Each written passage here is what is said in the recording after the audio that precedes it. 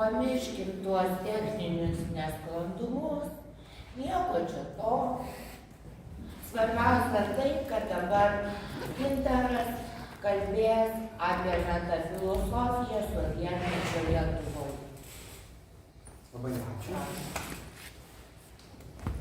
Tai vat, kas kita yra metafilosofija? Tai grįžimai sako, kad yra filosofijos filosofija, kelianti, bandanti atsakyti į vieną iš amžinųjų klausimų, kas yra filosofija.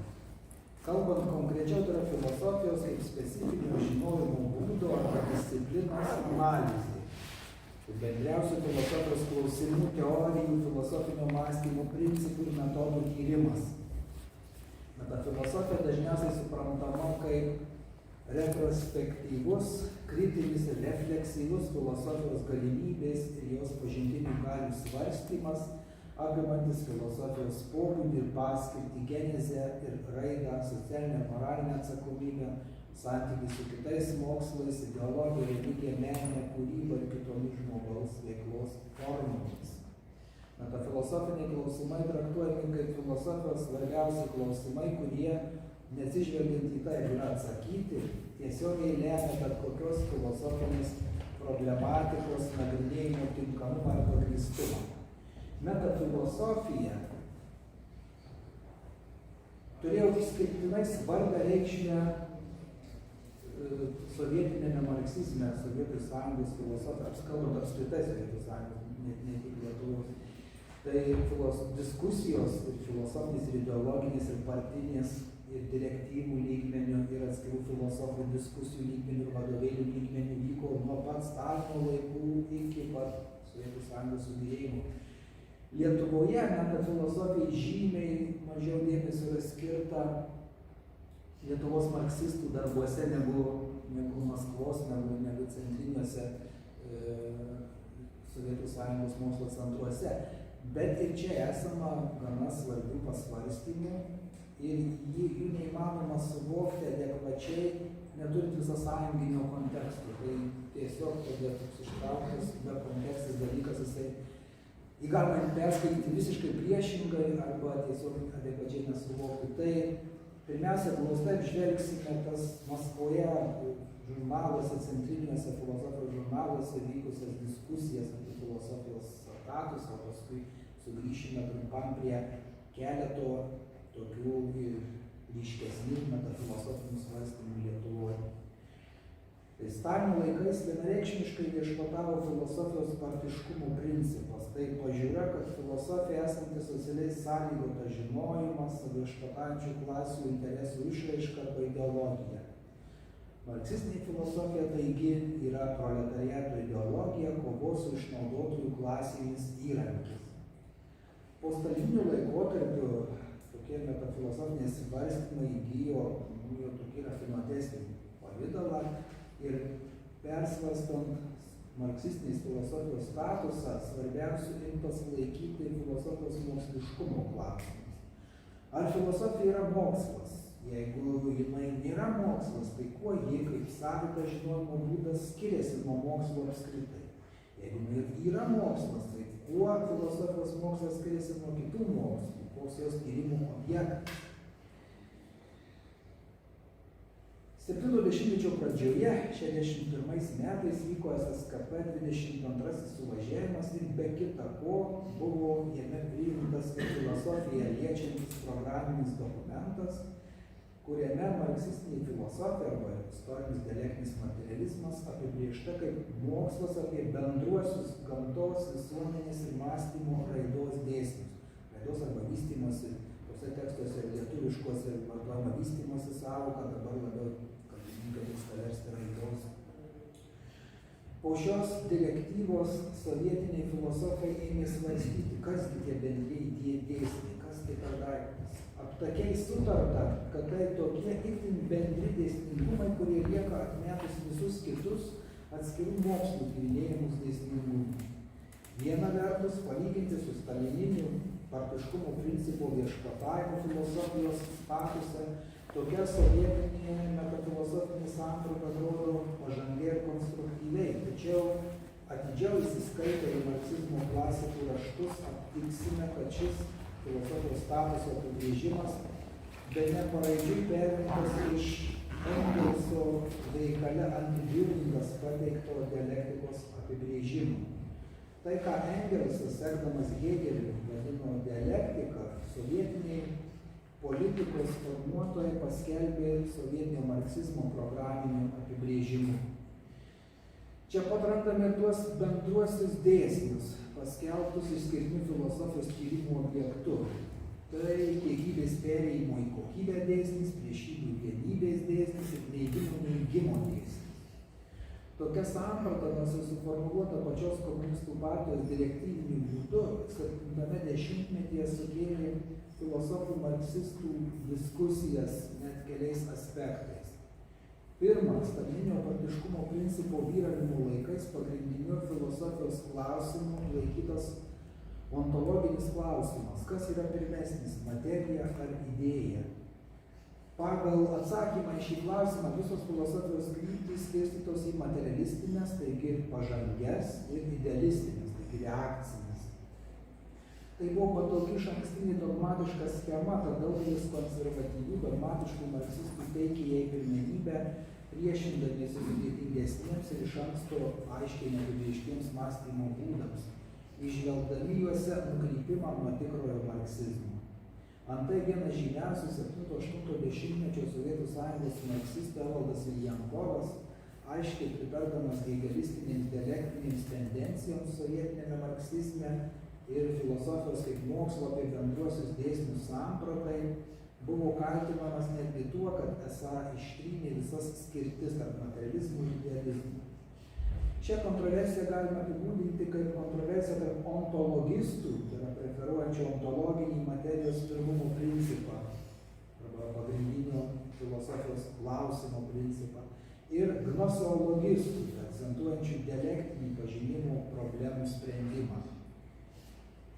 Labai supaprastinti, šiek tiek šaržuojant galima būtų sakyti, kad štai ontologistai tai tie, kurie sustabarėję, sukaulėję, pasenę, dogmatiški, nenorintys nieko mąstyti, marksistai, kuriems užtenka tos schemos, tokios primityvios skirstymo į materializmą idealizmą. O kitoje pusėje jau tokie pažangesni, konstruktyvesni, filosofiškesni epistemologistai, kurie linkę laužyti galvas ir ieškoti sunkesnių kelių.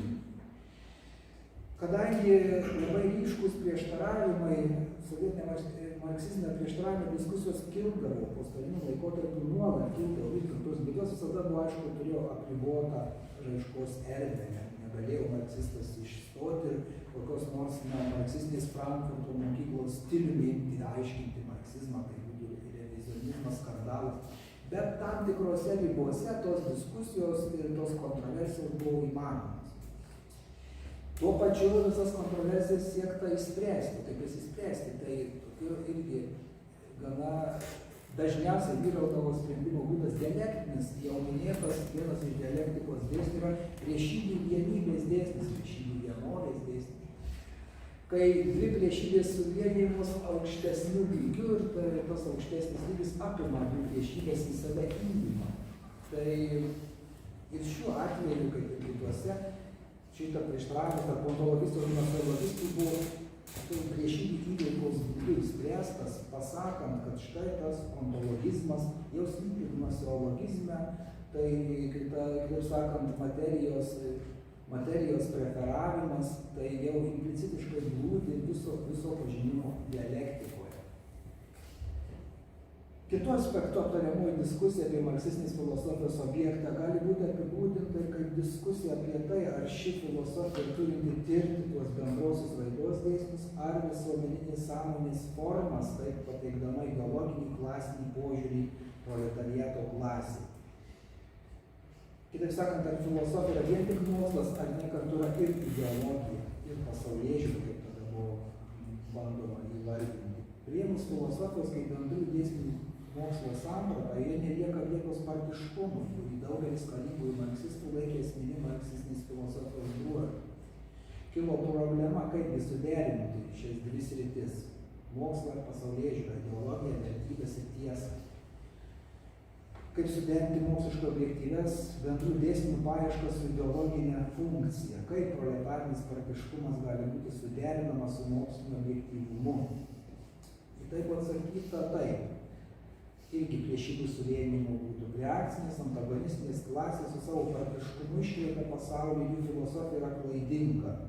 Pažangiosios darbininkų klasės partiškumas objektyviai, tiksliai, teisingai, vadinasi, moksliškai aiškina pasaulį ir dėl to prieštaravimo tarp partiškumo principo ir moksliškumo marksistinė filosofija nesama.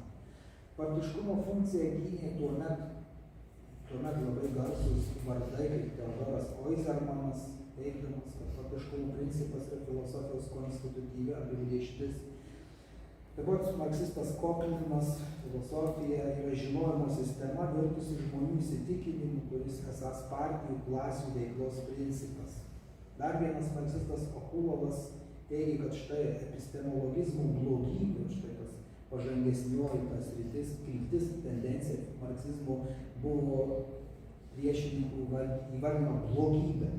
Epistemologizmo blogybė yra nepaprasčiausias pažinimo problemų pervertinimas, bet to darymas ideologinių dalykų sąskaita, siekiant savo tyrimo objektą apriboti grynai loginę sritimi, apeinant aštrius karingus ideologinės kovos klausimus. Taigi, ši diskusija, kaip jau sakiau, taip pat buvo išspręsta priešybių suvienijimo būdu ir tokį sukuriant eklektišką filosofijos objektą, sakant, kad štai filosofijos objektas yra ir bendrų dėsnių paieškos ir pasaulėžiūrinė funkcija. Taigi 80-mečio pabaigos susiklosti tokia eklektiška filosofijos daugiafunkcinė samprata, kad filosofija turi kelias pagrindinės funkcijas ir tas daugiafunkciškumas nebuvo taip griežtai apibrėžtas, taigi palikta erdvės naujoms filosofijos funkcijoms rastis ir tai nelaikyta kokia nors erezija. Tai taipogi pažiūrų skirtumai tarp marksistų ir jų dogmatiškumo laipsnis taip pat išryškėdavo iš to, kurie išminėtojų filosofijos funkciją teikdavo pirmenybę, eksplicitiškai ar implicitiškai tarp eilučių kalbėdami. Jeigu bendrų dėsnių paieškoms, tai laikytina konstruktyvumu, atsiribojimu nuo ideologizacijos, jei pasaulyje žiūriniai funkcijai, tai atvirkščiai, tai toks ideologinio karingumo požymis. Perinant prie Lietuvos ir bandant šiame kontekste pasižiūrėti, kas čia buvo kalbama apie metafilosofinės problemas, tai žinoma, to partiškumo principo apologetikos čia būtų daug ir smulkiai išdėstyta daugelį tekstų, tai tiesiog čia nuo to atsiribosime, tai to paties per tą patį kartojamas. Filosofija, kovos įrankis ir taip ir šiek tiek apžvelgsiu įdomesnius du variantus, kurie lyg ir tarpusavy vienas oponuoja kitam. Tai pirmiausia, tai Eugenijaus Meškausko filosofijos samprata, filosofijos statuso ir jo objekto svarstymai, kurie svarbus ne tiek patys savaime kaip svarstymai, bet jie kartu atlieka ir tą funkciją, jeigu mes turime galvoje, kad Eugenijaus Meškausko mokykla yra iki šiol bene vienintelė, kuri taip aiškiai, tiksliai atitinka mokslo sociologijos suformuotus mokslinės mokyklos principus, tai Meškausko filosofijos statuso svarstymai kartu yra ir tos mokslinės mokyklos konceptualus branduolys, jos metodologinis toksai karkasas ir metodologinė idėjinė programa. Tai ateities tyrinėjimams šis sampratas svarbi ir besiaiškinama, kasgi tas metodologinis branduolys buvo ir kaip jisai atsispindėjo mokyklos, kitų mokyklos narių tyrimuose. Tai šiame pranešime tik labai glaustai pabandysiu tą Meškausko metafilosofijos sampratą glaustai kontekstualizuoti visą sąjunginiam kontekste, bet į gylį čia nebus kada ir kaip eiti, nes einant į gylį ten atsivers kiti dalykai, kitos problemos, atskirų tyrimo tema. Tai Meškausko mokyklos, bent jau man, taip jau kaip išgirstų žodžių Meškauskas, Eugenijus, tai metodologija iškyla tokia asociacija, tai tarsi vizitinė kortelė Meškausko mokyklos ir jo paties, Tai buvo filosofijos metodologinės paskirties deklaravimas ir įvairiapusė refleksija.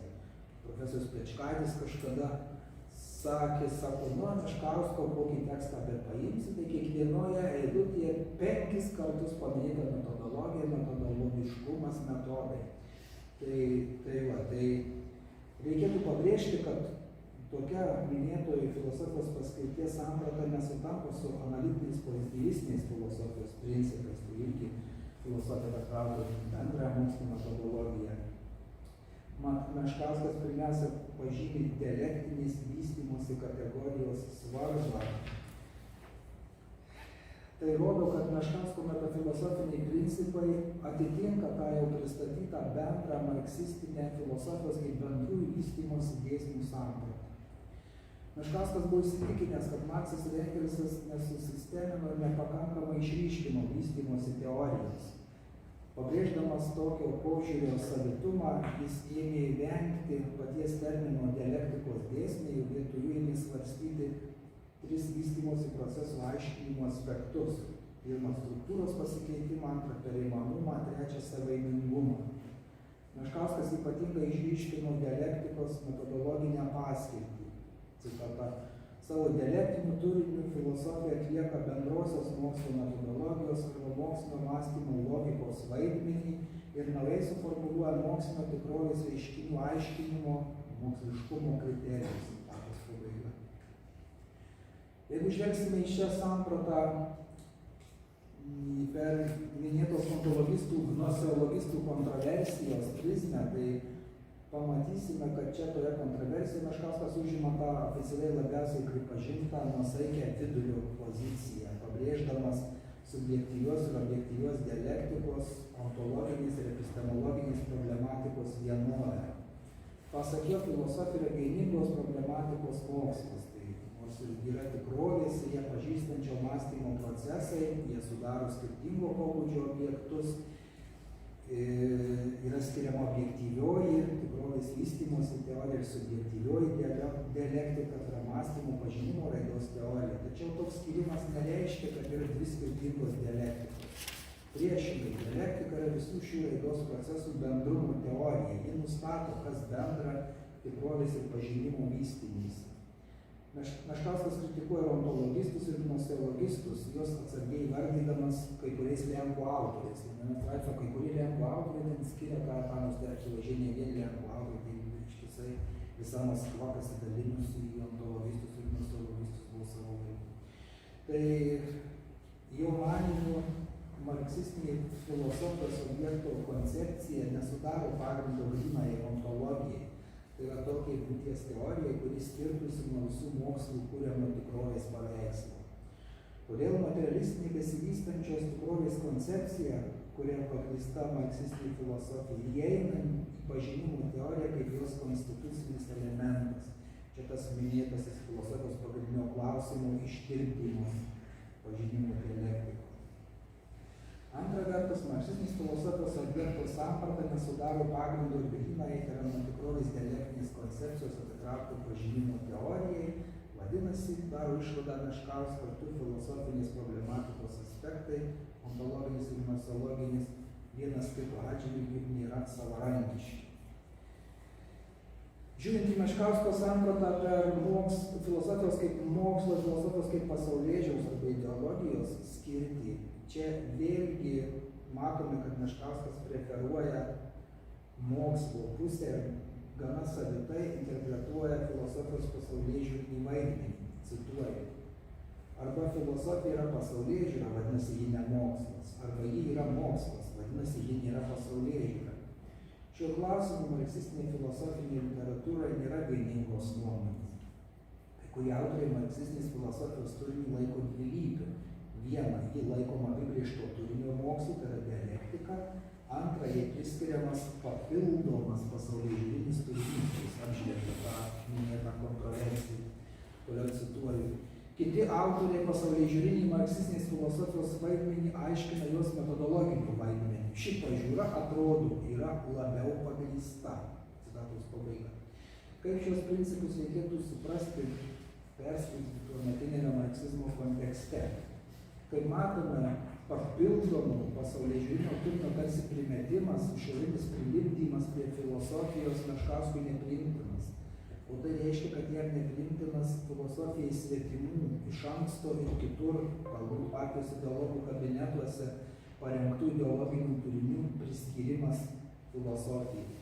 Meškausko formuluotė, kad filosofijos pasaulėžiūrinį turinį lemia jos metodologinis vaidmuo, galime perskaityti ir kaip kvietimą kurti neideologizuotą marksistinę socialinę filosofiją, kurios principai ir turinys būtų formuluojami pačių filosofų ir filosofinėmis priemonėmis, o ne kuriami partijos ideologų remiantis vien tik partiniais interesais. Toks tarp eilučių įskaitomas kvietimas neideologizuotai reflektuoti socialinės problemas iš dalies rado atgarsį kitų Eugenijaus Meškausko mokyklos narių jo mokinių darbuose, visų pirma, tai Lozuraičio Justino Karoso darbuose, taip pat Jono Repšio darbuose.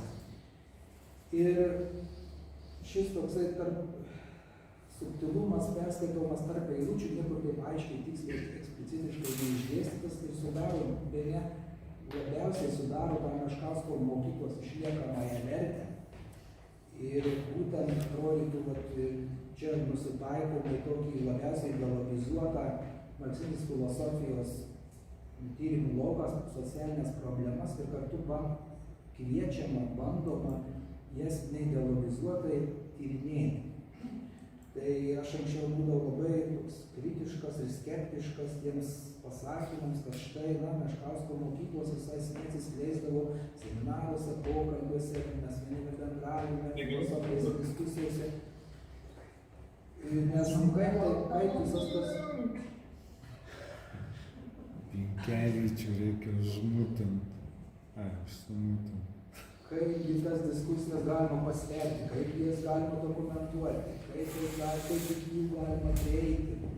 Bet dabar vis labiau gilinantis į Meškausko sampratą, vis labiau įsitikinti, kad būtent tas subtilumas tarp eilučių, tie tokie implicitiniai turiniai, nuotaikos ir sudaro gana svarbę šios mokyklos ir paties Meškausko palikimo dalį svarbą. Jeigu taip apibendrinam pristatytą Meškausko metafilosofinę programą, tai galima būtų pasakyti, kad jinai viena vertus nėra originali, nes įsikomponuoja, visiškai atitinka tas vėžes, tuos parodytas visasąjunginio marksizmo suformuotas programas ir nurodytas galimas vėžes, kuriuo keliu galima eiti. Tuo galima duoti. Tai jis nuvažiuoja vienu iš tų bėgių ir perima visą tai, kas jau lyg ir yra suformuluota, ne pats išranda, bet prisideda, pratęsia marksistinės tendencijas ir ypač linksta į sovietinio marksizmo filosofijos kaip bendrų raidos dėsnių mokslo sampratą ir atstovauja konstruktyviausias ir mažiausiai ideologizuotas jos tendencijas.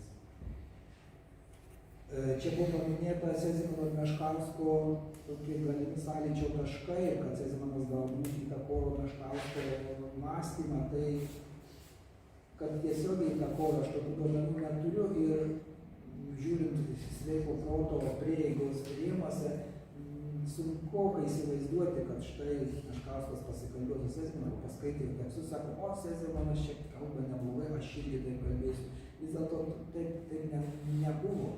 Jų sąlyčio taškas tai yra tas, kad čia, kas jau išdėstyta, sovietinis marksizmas 70-metį grįžta prie hegelistinių savo ištakų per Engelsą, tegul ir per Engelsą, tegul ir įtarpinti. Tai tiek, kiek Sezimanas yra susijęs su dialektika kaip hegeliška tradicija mąstymo, tai tiek ir Meškauskas kaip tas hegelistinių marksizmo tendencijų šalininkas ar tęsėjas, jis taip pat yra susijęs ir su Sezimano tradicija.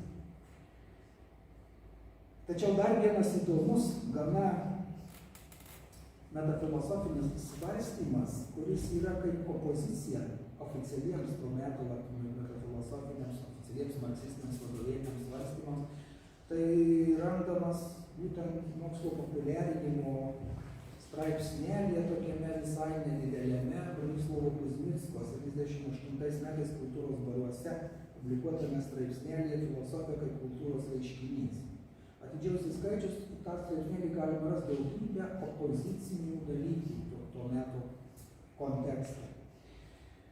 Tai Kuzmickas, aiškindamas filosofijos specifiką, jos visuomeninį vaidmenį, apžvelgė filosofijos tyrimų padėtį Lietuvoje ir netiesiogiai polemizavo ir su marksistinė apskritai, su Meškausku bei jo mokinių plėtota konkrečiai filosofijos sampratomis. Pirmiausia, pabrėžiančiomis jos metodologinį, o taip pat ir pasaulėžiūrinį ideologinį vaidmenį. Kuzmickas teigia, kad tai neišsemia filosofijos esmės, kad derėtų visapusiškiau suprasti metodologinį filosofijos aspektą. Siūlo atsižvelgti pirmiausia į filosofijos įvairiapusišką kultūrinį vaidmenį. Priešingai marksizmui autorius pabrėžia filosofijos autonomiškumą, jie siūlo traktuoti kaip savitą dvasinės kultūros reiškinį, apibrėžti kaip žmogaus santykio su tikrove racionalų tyrimą bendriausiais aspektais. Filosofijos vienas svarbiausių bruožų autorius įvardė probleminio, savarankiško, kūrybiško, atviro, doroviškai atsakingo mąstymo žadinimą, atmeta utilitarinį filosofijos ir jos visuomeninio vaidmens supratimą. Tokioje filosofijos sampratoje taip pat aiškiai pabrėžiama subjektyviojo veiksnio svarba. Cituoju. Asmenybiškam mąstymui būdinga tai, kad jis nesiekia eliminuoti mąstytojo subjektyvumo, individualaus ir istoriško, jo subjektyvaus santykio su tikrove, kitose moksluose to maksimaliai siekiama. Priešingai filosofavimas mąstytojo subjektyvumą, jo asmenybiškumą netgi implikuoja kaip būtiną kūrybiškumo prielaidą, citatos pabaiga. Į šiuos samprotavimus apie filosofijos statusą žvelgdami pro marksistinis filosofijos partiškumo koncepcijos sakinius pastebėtume, kad čia išdėstyta marksizmui priešinga pažiūra, kuri marksistinė terminija vadinama subjektyviuoju idealizmu, o tuometiniais jo apraiškos laikytos nesutaikomų ideologinių marksizmo priešų. Leninas yra skyręs daugybę savo veikalų puslapių ir tiek pat sodžių epitetų tokiam subjektyvizmui, iš kurio kylas agnosticizmas, voluntarizmas ir panašiai kritikuoti. Žymus sovietologas Evertas Vandersbergė pažymi, kad sovietinė filosofinė kultūra, kaip ir bet kuri kita, yra grindžiama tam tikra metateorija, kuri apibrėžia filosofavimo pobūdį ir paskirtį, filosofijos poveikį visuomeniniam gyvenimui ir panašiai. Sovietinės filosofinės kultūros metateorijos vaidmenį, kaip matoma, atliko marksizmas-leninizmas. Vadinasi, tai toksai oficialiosios ideologijos egzistavimas eliminuoja filosofijos alternatyvias koncepcijas ir bet kokias rimtas metafilosofinės diskusijas. Tai buvo viena iš priežasčių, dėl kurios sovietinė filosofinė kultūra darė monolitiškumo ir senamadiškumo įspūdį. Na, o tartoji Kuzmicko asmenybiško filosofavimo samprata išdėstyta polemizuojant su marksistiniu filosofijos supratimu, akivaizdžiai traktuotina kaip bandymo steigti metafilosofinės diskusijas ir formuluoti alternatyvią filosofijos koncepciją, kuri suprastina ne vien tik kaip įpareigojantis pasvarstymas, bet ir kaip kvietimas ją praktiškai kultivuoti, papildyti nusistovėjusius sovietinės filosofijos kanonus atvejais, praturtinės minėtąją monolitišką filosofinę kultūrą tam tikrų metafilosofinių pliuralizmų.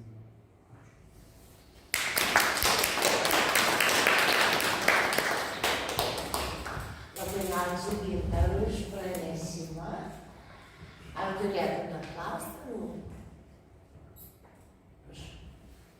Gal galėtum pakomentuoti, kiek pamenu, Meškausko mokykla būdavo vertinama, ta prasme, kad ideologai jie gerokai prikaiščiodavo, nebuvo kažkokių pavojų, kad reiškia čia jau labai toli nuo marksizmo, kažkaip pamenu tą, kad labai jau čia per toli savo tas žmogus leidžia žengti.